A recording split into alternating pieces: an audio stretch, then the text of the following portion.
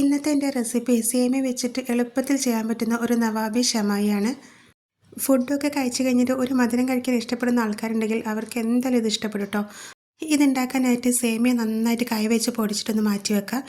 ഇനി ഒരു പാനിലേക്ക് നെയ്യ് ഒഴിച്ച് അണ്ടിപ്പരിപ്പും കിസ്മിസും നമ്മൾ എടുത്ത് വെച്ചിരിക്കുന്ന സേമിയയും കൂടി നന്നായിട്ടൊന്ന് മിക്സ് ചെയ്തെടുക്കുക. ഇനി ഇതിലേക്ക് 3 ടേബിൾ സ്പൂൺ പാൽപ്പൊടിയും ഒരു അരക്കപ്പ് പഞ്ചസാര പൊടിച്ചതും ചേർത്ത് സേമിയ ഒന്ന് കുക്കാവുന്നത് വരെ വറുത്തെടുത്ത് നമുക്ക് മാറ്റി വെക്കാം.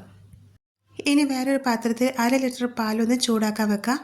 പാലൊന്ന് ചൂടായിട്ട് വരുന്ന സമയം ഇതിലേക്ക് നമ്മൾ 3 സ്പൂണ് പാൽപ്പൊടി ഇട്ടിട്ട് നന്നായിട്ടൊന്ന് ഇളക്കിയെടുക്കുക.